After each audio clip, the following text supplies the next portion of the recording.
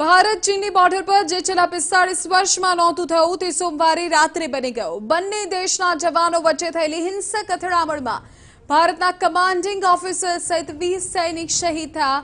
આ ઘટના ત્યારે બની જ્યારે બંને તરફથી કોઈ ફાયરિંગ થયું નહોતું। આ અથડામણ બે અણુબોમ્બ ધરાવતા દેશો વચ્ચે 14,000 ફૂટની ઊંચાઈએ ગાલ્વન ઘાટીમાં બની હતી।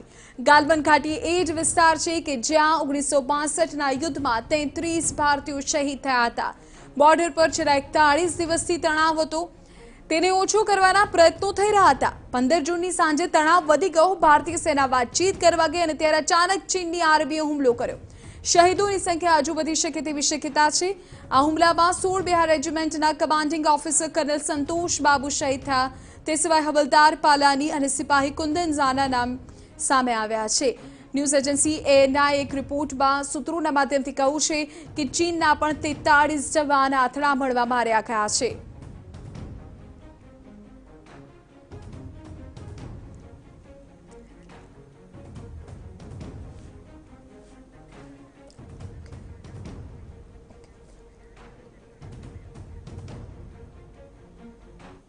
ત્યારે આજ મુદ્દે વધુ જાણકારી આપી રહ્યા છે મારા સંવાદદાતાઓ આપણી સાથે જોડાયા છે। દિલ્હીથી रजनीश रंजन जोड़ाया है, જ્યારે सूरत देवेन છે તે આપણી સાથે ત્યાં જોડાયા છે।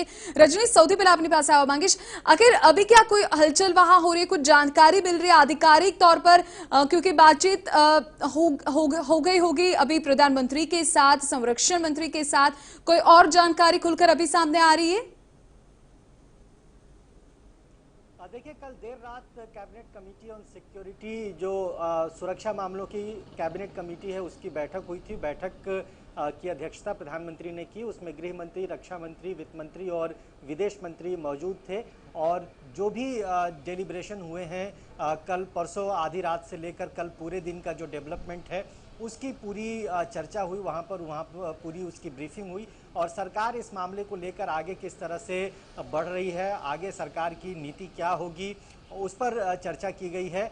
निर्णय क्या लिया गया है उसकी कोई जानकारी नहीं है और अभी सुबह से भी किसी बैठक के होने की जानकारी नहीं है। लेकिन सूत्र ये बता रहे हैं कि आज दिन में किसी भी वक्त चीन के जो राजदूत हैं भारत में उनको सम्मन कर सकता है विदेश मंत्रालय और सम्मन करके उनको अपना विरोध जो है वो जताया जा सकता है भारत की ओर से। और इस पूरे मामले में और क्या कंक्रीट एक्शन लिया जाएगा भारत सरकार की ओर से उसके भी ब्लूप्रिंट तैयार किए जा रहे हैं, उस पर काम किया जा रहा है।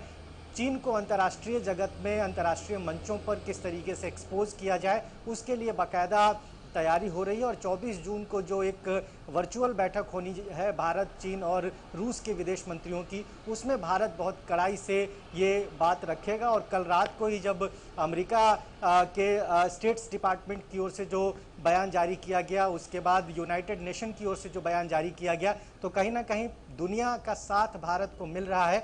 और इस स्थिति में चीन को कैसे एक्सपोज किया जाए और चीन ने जो उकसावे की कार्रवाई की है उसका बदला किस तरीके से लिया जाए, उसका एक तरह से आप कह सकते हैं कि भारत सरकार के स्तर पर उस पर बहुत डिटेल्ड चर्चा हो रही है। और कभी भी सरकार की ओर से जब बयान जारी होगा तो स्थिति पूरी तरह से स्पष्ट होगी। लेकिन सूत्र यही बता रहे हैं कि आज दिन में किसी भी वक्त चीनी जो राजदूत हैं नई दिल्ली में उनको सम्मन करके आधिकारिक तौर पर भारत अपना विरोध जता सकता है। शुक्रिया रजनीश पूरी जानकारी के लिए। तो महत्वपूर्ण जानकारी અત્યારે સામે આવી રહી છે કે બની શકે કે આજના દિવસ દરમિયાન જે ચીની રાજદૂત ભારતના છે તેમની સાથે ભારત સરકાર સંપર્ક કરી અને તેમને જે સંપૂર્ણ ઘટના બની છે તેમાં તેમનો જે વિરોધ છે તે દર્શાવી શકે। અમારા સંવાદદાતા દેવેન છે તે પણ સુરતથી આપણી સાથે અત્યારે જોડાઈ ગયા છે।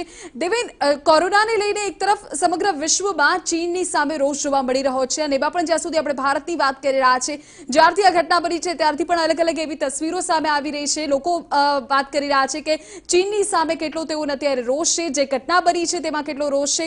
અત્યારે તમારી આસપાસ જે લોકો છે તેઓ શું કહી રહ્યા છે ઘટનાને લઈને?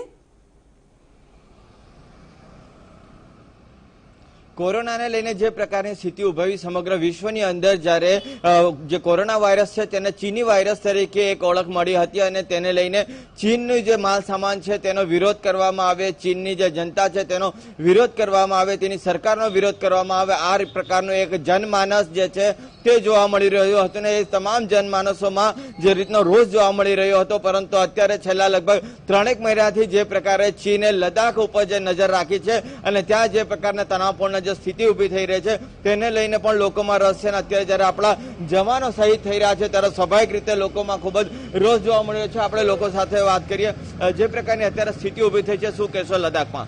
लद्दाख में जो स्थिति प्रकट हुई है उसके लिए तो खेद है, क्योंकि चीन एक ऐसा देश है वहाँ वामपंथी लोग विचारधारा वाले हैं, मारने काटने पे वो लोग ज्यादा विश्वास करते हैं और बातों में ही कम विश्वास करते हैं. तो भारत सरकार को चाहिए कि एक बार चीन कोरोना फैलाने के बाद जैसे पूरे विश्व से गिर गया है तो एक बार उसके साथ आर पार की युद्ध कर लेना चाहिए, तभी उसका निकाल आएगा. बातों से उसका निकाल कभी आने वाला नहीं. અત્યારની સ્થિતિ જોતા લાગે છે કે જે પ્રકારે આપણા શહીદો જે થઈ રહ્યા છે તેને લઈને સરકારે કઈ સ્ટ્રેટેજી કરવી જોઈએ? જે 20 જવાનો શહીદ થયા છે એનું બહુ દુઃખ છે અને આનો ખરેખર યુદ્ધ કરવું જ જોઈએ ચીનની સામે અને ખરેખર કરવું જ જોઈએ યુદ્ધ. તમે શું માનો છો કે અત્યારની જે પરિસ્થિતિ છે તે જોતા સરકારે આગામી દિવસોમાં કયા પ્રકારની રણનીતિ નક્કી કરી શકે? ગીતાની અંદર કીધેલું છે કે યુદ્ધ એ જ કલ્યાણ. જ્યારે અમે વર્ષોથી સાંભળતા આવીએ છીએ કે ઇઝરાયેલે મૂળતોડ જવાબ આપ્યો તો ભારતને પણ આવી રીતે મૂળતોડ જવાબ આપવાની જરૂર છે. અત્યારે અત્યારની સ્થિતિ જોતા દેશ છે એવી સ્થિતિમાં કે આપણે એમની સાથે યુદ્ધ કરી શકીએ? દેશ ચોક્કસપણે સ્થિતિમાં છે. ભલે ઘણી બધી મુશ્કેલીઓ આપણે સમજતા હોઈએ પણ દેશ ચોક્કસપણે ચીન જોડે યુદ્ધ કરવાની પરિસ્થિતિમાં છે. અને આપણે જોયું જ છે કે ભૂતકાળમાં પણ, વર્તમાનમાં પણ, ભવિષ્યમાં પણ એ લોકોને મુંહતોડ જવાબ મળતો જ રહેશે. એટલે ચોક્કસપણે યુદ્ધ થવું જ જોઈએ અને એ લોકોને સબક શીખવવો જ જોઈએ. લદ્દાખની અંદરની સ્થિતિ વિશે તમે શું માનો છો? લદ્દાખ એક પરિસ્થિતિ એવી ક્રિએટ થઈ છે કે જેમાં ચીને અત્યારે જે હુમલો પાછળથી ઘા કર્યો કહેવાય આપણી ભાષામાં, કે પીઠ પર ઘા કર્યો છે. અત્યારે એની પરિસ્થિતિ, ભારત એક લોકશાહી દેશ છે અને ચીન એ સામ્યવાદી દેશ છે. જ્યારે ભારત દેશ એને આર્થિક રીતે મદદ કરવાનું બંધ કરશે તો ઓટોમેટિક 50% ડાઉનલોડ થશે ને ભારતે યુદ્ધ એનો ધ્યેય રાખવાનો છે. આપણા સૈન્યનો જે આ શહીદી છે તેને સન્માન આપીએ છીએ. આભાર. કઈ રીતે આપણે એની સામે યુદ્ધમાં ટકી શકીએ એમ છે? પહેલી વસ્તુ તો જે જવાનો શહીદ થયા છે તેમને શ્રદ્ધાંજલિ અને એમના પરિવારને કુદરત શક્તિ આપે એવી પ્રાર્થના કરીએ છીએ. ચીન કોરોનાના પાલક પિતા તરીકે ઓળખાય છે, વિશ્વ આખું એના પર ડઘાયેલું છે અને આવા સમયે આવી હરકત કરવી એ ચીન માટે ખરેખર ખતરનાક છે અને ભારત સરકારે એના પર કડકમાં કડક કાર્યવાહી કરવી અને વિશ્વ યુદ્ધ એટલે કે એની સામે યુદ્ધ એ જ આપણી પાસે વિકલ્પ છે. આ સમય એવો છે કે યુદ્ધ કરવું જ જોઈએ અને સરકાર સાથે ભારતની તમામ પ્રજા છે, જે જોઈએ એ પ્રજા આપશે, પણ યુદ્ધ થવું જોઈએ. તો સ્વાભાવિક છે કે અત્યારે જે સ્થિતિ છે અને ચીનની સામે તમામ લોકો જે છે તે ખૂબ જ રોષમાં છે અને જે રીતે આપણા કમાન્ડર ઓફિસર જેવા જ્યારે શહીદો થતા હોય ત્યારે સ્વાભાવિક છે કે દેશની જે સૈન્ય છે તેના માનસિક ઉપર પણ એક મોટો પ્રહાર થતા હોય છે. ત્યારે લોકો સ્વાભાવિકપણે કહી રહ્યા છે કે આર્થિક રીતે પણ ચીનને પછાડાટ આપવી જોઈએ અને LAC ઉપર બી જે જડબાતોડ જવાબ છે તે ભારતીય સેના દ્વારા આપવાનો સમય આવી